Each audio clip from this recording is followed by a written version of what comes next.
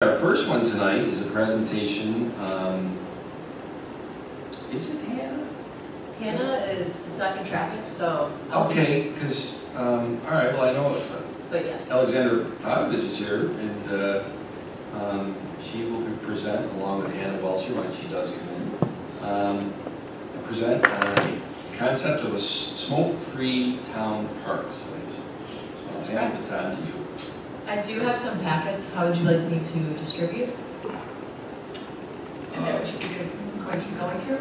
Yes. Let's pass them out.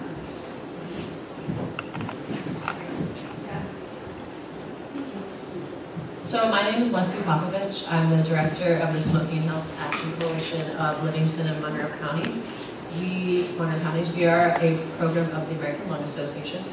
And we have been here before to kind of discuss the ins and outs of tobacco-free parks. And I'll just give a brief overview of some of the benefits, and then we kind of jump right into what's been going on in the state and what that means locally here. But tobacco-free outdoor areas, of course, protect individuals from secondhand smoke and promote healthy environments. When tobacco is less visible in the public landscape, youth are actually less likely to view it as a common part of adult behavior, to which they might expect to use and initiate with these products.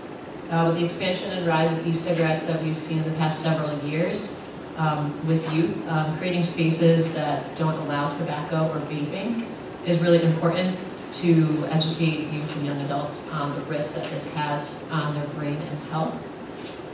As of October 2022, so just last month, New York State legislation did pass that smoking of tobacco and cannabis is actually prohibited in any public park, including parks, beaches, pools, boardwalks, recreation centers, group camps, marinas, and playgrounds. The smoke-free provisions apply to both state-owned parks as well as those managed by local governments. So ultimately, the state does not include, this would not include vaping or vaping of marijuana in these areas. So that includes all the municipal parks, including the town of Webster, would be smoke and tobacco-free with the use of smoking cannabis and smoking, combustible traditional cigarettes. But this does not yet include, the e-cigarettes or vaping of marijuana, which is highly prevalent among youth and young adults, especially in some of our suburbs that we've worked with and also a lot of schools. So we're kind of here to educate, and we're working with a lot of other municipalities in our community on the importance of adding in vaping, or even vaping marijuana as well, into the law locally. So the state encourages that local municipalities make these more comprehensive because they did not include vaping. They also, in the current public health law prohibiting the smoking in the local park does not include any sidewalks adjoining parks or public places, any pedestrian routes through park strips or malls, parking lots or roadways in any portion of the park that is not used for park purposes. So basically, we are educating our local leaders and stakeholders on the importance of adding vaping into this policy that was just passed through the state. There also is, the state authorizes local municipalities to impose a $50 penalty for some of these violations of using tobacco or cannabis, specifically smoking that in these parks. And in the packets we provided information on this, the law, the New York State law, and what that would mean to add in vaping. And the village of Webster recently just went tobacco and vape free in all their parks and grounds prior to this state law coming into effect. And so I have provided a copy of that policy in there as well.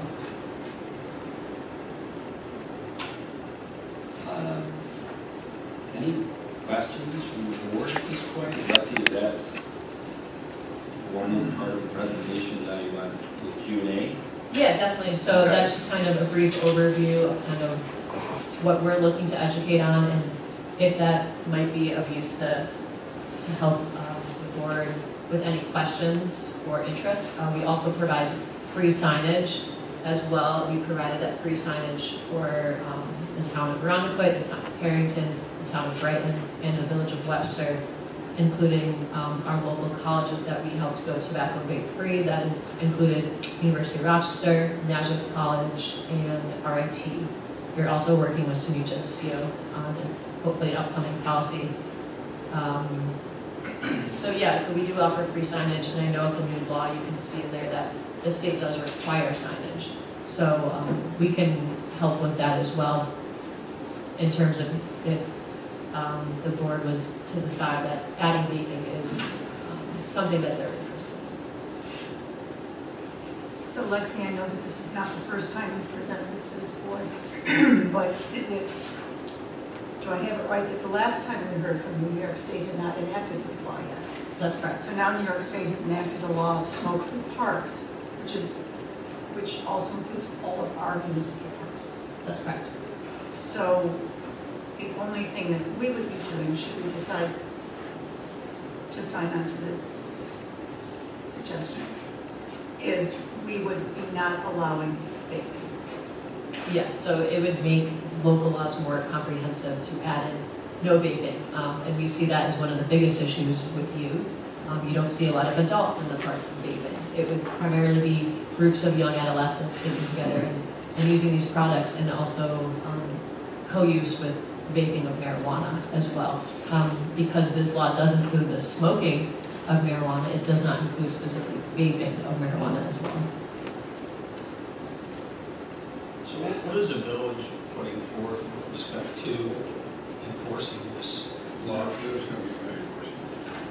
So basically, at least best practices in tobacco control is signage as reinforcing and enforcing through the public, and posting of signage, educating the community on this law and making sure people are aware of this.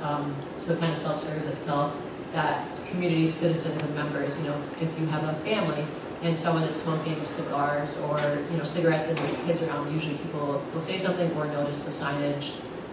There have been parks that have receptacles at the entrances, so people are encouraged to know to not go use that in the parks as well. But I think overall, New York State does outline how enforcement does work, and it's also in the packet as well. Yeah, I see where there's a $50 fine in there, but again, how do they enforce that? So Do usually, so if there's a family there, and there are children, and there's a guy smoking marijuana or whatever, I take it they would call 911, and police officer would be dispatched. Am I following that right from an enforcement standpoint?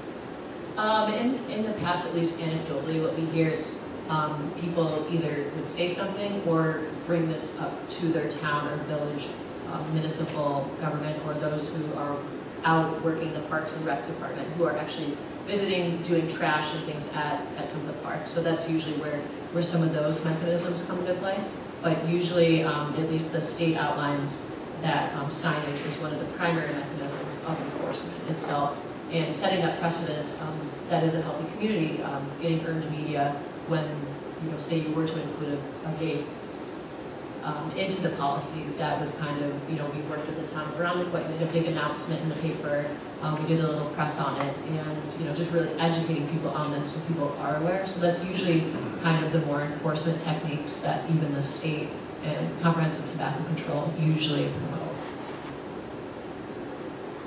I think what Councilman McHale is probably getting at is that we saw with the masking mandates around that there was a bit of overreach. I'm not saying there would be here, but there was a bit of overreach in some jurisdictions, in some areas, including there was one incident, I think, at the Webster Central School District board meeting, one of the meetings.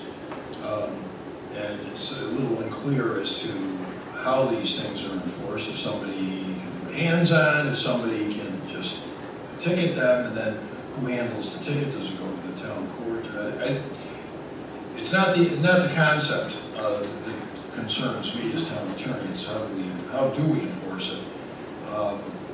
Because otherwise it's meaningless. I mean, it's good to have up the signs and tell people they shouldn't be doing it. And I think that social pressure is pretty much wiped out most cigarette smoking, for example, and that's worked.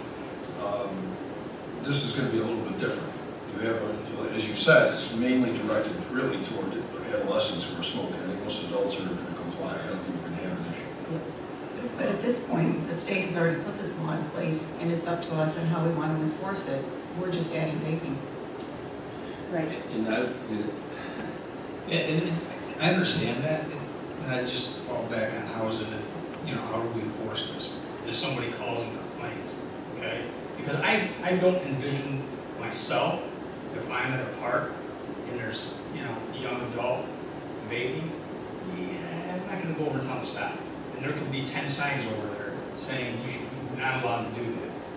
But I fall back on enforcement, because I don't wanna be subjected to that. What do I do? Do I call the police department? What is the feedback that you have gotten from other municipalities with respect to what they have done for enforcement? Because the legislature can pass all sorts of laws. We've seen what they've done recently with the gun laws in New York State, which 2 of them have been ruled unconstitutional. I see the part here where they talk about, if it's taken to court, this is probably what would happen, but I don't know if this is a test in court. Yeah. Do you? No, but with this new law coming into effect in the whole state, I guess a lot of municipalities right now are probably coming up with similar things with enforcement and actually how to go about this. Right. I know locally, there have been, not a hotline, but an open forum that you could write complaints, or this park is seeing a lot of activity with youth. Can someone please check this out? So it's something to kind of keep a list of maybe complaints. Obviously, someone can't dispatch, right away. There's other things that are criminal that are happening, or other things that need to be taken care of. But maybe a list of to keep. This says a civil penalty. The law says civil penalty. Yes, it does. So it's not a criminal penalty, it's a civil penalty. I'm guessing, based on that it would go to, be up to the town to sue the person? Yeah, so I think other municipalities before this law, code enforcement or other places that would kind of get involved if there's a civil penalty, a lot of the ones we worked with did not have punitive type, they didn't charge, money. It was more of an educational thing, the signage. But now with the civil penalty, like you stated, there's hopefully going to be more outlines through the state what this would look like with the range of municipalities, but it's already happening. So, this is something we're going to have to deal with anyways, but we can help provide those resources on how to kind of get there and what other places that we work with are doing as well. Well, Councilman Gale brought up the fact of calling 911. If you do that, the police are going to get called. So if the sheriff or somebody, you would not be. I don't foresee there, Commissioner of Parks and Recreation here. I don't foresee that he would have his staff enforcing this. I don't think. He wouldn't have the authority or the means really. Nor would I recommend it. I think that's just a little concerning as to how exactly. What if somebody resists? They say, "I'm not going to give you my name. I'm not going to." What do you do? Then it can then devolve into possibly a criminal matter at that point. You could have a harassment or menacing or various different kinds of quasi-assault. This packet with the Q&A, page 3 says, how's the law enforced? A person who violates the law by smoking outdoors in restricted areas is subject to, quote, a civil penalty of $50 for each violation, unquote. It's a great answer, but you're bringing us what's the means to get to this civil penalty? Interesting. As Charlie said, Chris, you're here. This law was passed 3.5 months ago. It's relatively new. Also in the Q&A, it says, New York State law requires signs to be posted in the outdoors where smoking is restricted. Yes. So now, I know the parks, for the most part, are winding down. Bathrooms are closing, all that, but. So, I was aware that the legislation was there. I was not up to date. Usually, those are the updates we get from New York State Parks and Recreation. So I would assume that probably in the next update is when we'll probably get the actual notice and the law, so to speak, in regards to a link. signage, and I agree with you, from, complying to the law, whether the town board decides to add vaping, that's probably going to be a further discussion. I agree with you, John, that the biggest issue that we will have is from an enforcement, because as Charlie, as you mentioned, being able to respond to those calls. We get them now, number of calls from a similar example is dogs off leash. People are at, one of the parks and there's dogs that are off leash. We get a number of calls. All we can tell them is basically exactly what you just said is, the ordinance is that the dogs have to be on a leash. We can't dispatch, so to speak, somebody out there. We have had, and I know of people that have called 911, but from a resource standpoint, I'm not sure that's So just kind out of of curiosity, Chris, I don't know if this is applicable or not, but do you receive phone calls and complaints that people are vaping in our parks? No. I'd say probably about the only time that we would get those type of calls between vaping, drinking. Right. Usually if there's some sort of athletic event, as silly as that sounds, but adult softball, that's a good example. We'll get an occasional call, that they were at a game and, the person next to them was smoking a cigarette or having cigars or drinking beer or whatever. We explained the town policy, etc. Now with this new regulation, we have a little bit of a different angle we can take. But I wouldn't say we get, the number one call that we get from those kind of concerns is from dogs off leash. Thank you. Well, I mean, we could debate all day long about whether we think the law is constitutional and this and that, the fact that there is, and Charlie, correct me if I'm wrong.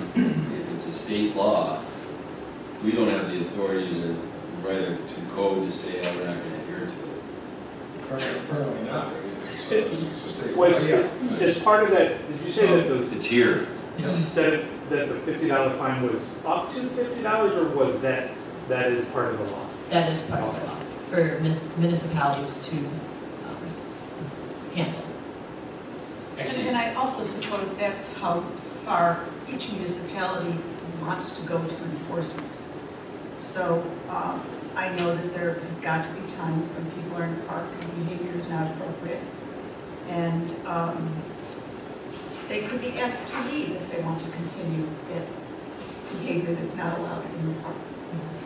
And certainly if that were to escalate, now there's a whole nother reason that 911 would be called. But it does give you some wherewithal to say, I'm sorry, but that's not allowed in the park. If you want to continue, you're going to have to leave. And that would be a police officer saying that, I take it. Most Obviously, likely. obviously, Yeah. Chris isn't going to I dispatch mean, someone out if to it do happens that. at, Nor would I recommend that. 8:45 at night, Safety. exactly when there's a softball game going on, most likely that's the reason. Lexi, do you have more of these packets? I have one more packet. Oh. I can. Chris, I'd love for you to have one. Yeah. Because just the Q&A alone is I mean, the law's here, so we're going to have to do what the law says. But, yeah, we'll have to, I mean, I see the irony of the fact that the state puts out this law. Like I said, I'm not here to debate whether it's a good law or a bad law. What I think, and this is just my personal opinion, that the smoke that has the most pungent odor 100 yards away is not a cigar or a cigarette, it's marijuana. And I think whether you are smoking at a joint or whatever, vapes, it doesn't kill that smell. If you're smoking THC or marijuana in a vape, it's going to permeate that whole park. Which I find ironic that the state went for a law that wants to make smoke free. And It's probably because we legalized marijuana. But you said that like smoking other forms of marijuana, and please don't make me rattle off all the ways you can smoke marijuana, okay, it's not a good look. But those are covered in this state law. Right, so basically it almost seems, at least in the work in the field we're in, that it's covering a lot of adult behaviors. A lot of friends my age would use vaping cartridges, they're called, which is vaping marijuana. I often don't know many people who still smoke actual marijuana, like the actual plant. And not many adults, other than, you know, youth and young adults and college to maybe 30s are doing a lot of vaping. So those aren't included in, you know, when you think about, when you said the athletic events, you know, sporting events where there's a lot of youth.